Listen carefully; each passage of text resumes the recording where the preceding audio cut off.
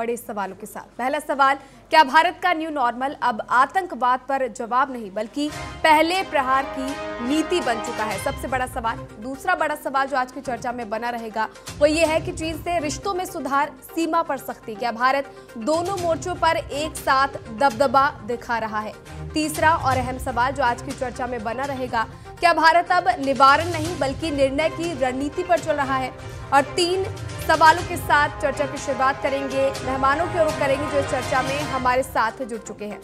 हमारे साथ major general doctor राजन कोचर जी जुड़े हुए हैं, डिफेंस एक्सपर्ट के तौर पर बहुत स्वागत है आपका टीएनके न्यूज पर। और साथ ही हमारे साथ विजेंद्र प्रताप सिंह जी जुड़े हुए हैं, फॉरेन एक्सपर्ट के तौर पर बहुत स्वागत है आपका।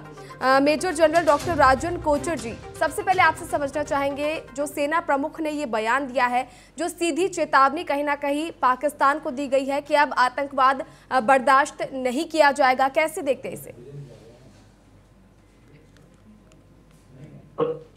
धन्यवाद, आपने इस प्रोग्राम में मुझे इनवाइट किया। एक बहुत सिग्निफिकेंट मैसेज है पाकिस्तान के लिए। देखिए, अगर कोई army chief, because normally army chief हमारे पाकिस्तान के आर्मी चीफ की तरह नहीं होते हैं कि जो पॉलिटिकल स्टेटमेंट्स और इस टाइप की धमकियां अपना देते हैं, बट अभी एक जरूरत है, एक समय की, एक्चुअली हम इसको बोल सकते हैं नजाकत है कि अगर पाकिस्तान से इस टाइप के प्रोवोकेटिव मैसेजेस आएंगे तो उसका जवाब देना बहुत जरूरी है और उनको हमारी ताकत के बारे में बताना भी बहुत जरूरी है, बिकॉज ये एक साइकोलॉजिकल वॉरफेयर भी होता है, एक तरीका होता है अपने दुश्मन को बताने के लिए हम आपके लिए तैयार हैं और कोई भी इसको मिस एडवेंचर अगर आप करेंगे तो हम उसका मुंह तोड़ जवाब देंगे। अब 2-3 इंपॉर्टेंट चीजें हैं जो इस आर्मी चीफ की स्टेटमेंट में है, जिसको एनालाइज करने की जरूरत है। सबसे पहले है कि वो एक आपको बताने की कोशिश कर रहे हैं कि नेक्स्ट जो वॉर होगी वो 4 दिन की लड़ाई नहीं होगी। नेक्स्ट वॉर जो होगी वो आपकी एक लंबी वॉर होगी और जो खत्म होने का जो दायरा है उस लड़ाई का वो ओपन एंडेड रहेगा। इसका मतलब कि हम इसको लेजिस्लेट नहीं करेंगे कि 1 महीने चलेगी, 2 महीने चलेगी या लंबी चलेगी। तो उसके लिए कोई भी फौज को तैयारी करने की बहुत जरूरत होती है। हमारे यहाँ पे वॉर वेस्टेज रिजर्व्स होते हैं जी, जो हमको एक्चुअली रखने होते हैं लंबी लड़ाई के लिए। तो इसीलिए ये आर्मी चीफ बताने की कोशिश कर रहे हैं कि ये इमरजेंसी प्रोक्योरमेंट के जो पावर्स इनको अभी दिए गए हैं, उससे हम अपनी टेक्नोलॉजी, जिस टाइप के हम अपने हथियार खरीदना चाहते हैं, जिस टाइप के मिसाइल्स, ड्रोन्स और हमारा जो एमुनिशन है, अब हम उसको खरीद पा रहे हैं। तो एक स्ट्रॉन्ग मैसेज है पाकिस्तान के लिए। दूसरा है कि अब आप देखिए, भारत ने, अगर आप हिस्ट्री में भी चले जाएं, भारत ने पाकिस्तान के अगेंस्ट कभी पहल नहीं करी। हम अगर पाकिस्तान ने हमारे ऊपर हमला किया 1965 की लड़ाई आप देख लीजिए, 1971 की देख लीजिए, या अब कारगिल देख लीजिए, हमने पहल कभी नहीं की। और हमारी ये फिलॉसफी रही है, अगर आप हमारा न्यूक्लियर डॉक्ट्रिन भी देखें तो, और बिल्कुल, और कहीं ना कहीं बिल्कुल उसी कॉन्टिन्यूएशन में भी अभी भी चेतावनी ही दी गई है कि या तो सुधर जाओ या फिर कड़ा रुख कहीं ना कहीं भारत को अपनाना ही पड़ेगा। हमारे साथ विजेंद्र जी भी जुड़े हुए हैं। सर, क्या आतंकवाद पर अब भारत का जो जीरो टॉलरेंस रुख है, जो न्यू नॉर्मल जिसे कहा जा रहा है, अब वैश्विक एंटी टेरर फ्रेमवर्क में नया मानक बन सकता है? इसे कैसे देखते हैं? देखिए, जाहिर तौर पर इसमें पहली बार नहीं है कि भारत पहले भी यूएन में एक ऐसा कॉम्प्रिहेंसिव एक एजेंडा लाने की कवायद कर रहा था, जिसके तहत जो एंटी टेररिज्म और कहा जाए कि काउंटर टेररिज्म के लिए दुनिया के जो तमाम मुल्क हैं उन सबको लामबंद करने की कवायद भारत ने की थी। लेकिन अब जो एक नई बात, यानी कि भारत और पाक के बीच में जो ये जिस तरह से, इसमें कोई शक की बात नहीं, पिछले 2-3 दशक से जिस तरह से पाकिस्तान की ओर से स्टेट स्पॉन्सर टेररिज्म प्रमोट किया जा रहा और भारत में आतंकी वारदात को अंजाम दिया जा रहा है, तो ऐसे में भारत ने साफ किया था कि ऑपरेशन सिंदूर के बाद कि अब कभी भी भारत में आतंकी वारदात होंगे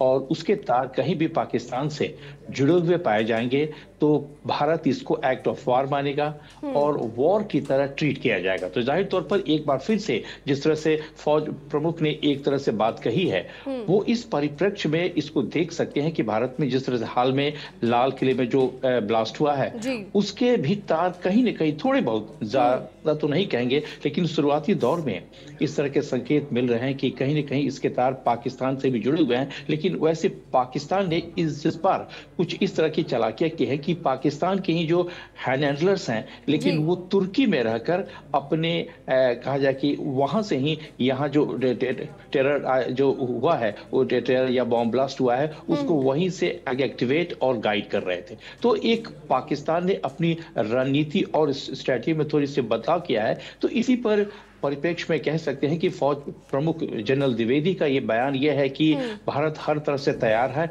यानी कि भारत ने एक बार फिर से संकेत और संदेश साफ किया है कि अगर पाकिस्तान की ओर से किसी भी तरह की आतंकी वारदात के तार अगर कहीं भी पाकिस्तान या उसके किसी भी शख्स या यहाँ या पाक स्थित जो भी आज आतंकी आउटफिट है उनसे कहीं भी जुड़े हुए पाए जाएंगे तो भारत एक्ट ऑफ वॉर की तरह कार्रवाई करेगा। तो एक तरह से पाकिस्तान पर एक के लिए एक बड़ा मैसेज भी है, एक थ्रेट भी है कि किसी भी समय और किसी भी सूरत में ऑपरेशन सिंदूर 2 की शुरुआत हो सकती है। बिल्कुल बिल्कुल राजन जी, जैसा कि विजेंद्र जी ने भी बताया, लेकिन यह एक चिंता की बात यह है कि जिस तरह पाकिस्तान अब नए नए हथकंडे अपना रहा है, नए रास्ते, जैसे कि उन्होंने बताया कि जो ब्लास्ट के पीछे जिस तरह की रणनीति बनाई गई है, ऐसे में डिफेंस डिप्लोमेसी में भारत को कितना काम करना है, किस तरह की जरूरत जो है वो भारत को आगे बढ़ाने की? अब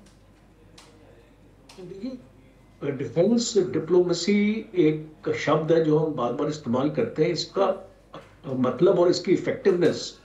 तभी हो सकती है जब आपकी मिलिट्री ताकत स्ट्रांग हो, जब आपके पास कैपेबिलिटी हो, जब आपके पास इस तरीके के आधुनिक हथियार हो और जब आपके पास एक डिफेंस इकोसिस्टम हो एक देश में कि आप बाकी देश को एक्सपोर्ट कर सके। डिप्लोमेसी तभी होगी जैसे कि अगर आपके पास ब्रह्मोस है और अगर आप फिलीपाइंस को उनको दे पा रहे हैं तो ये एक तरीका है डिफेंस डिप्लोमेसी का।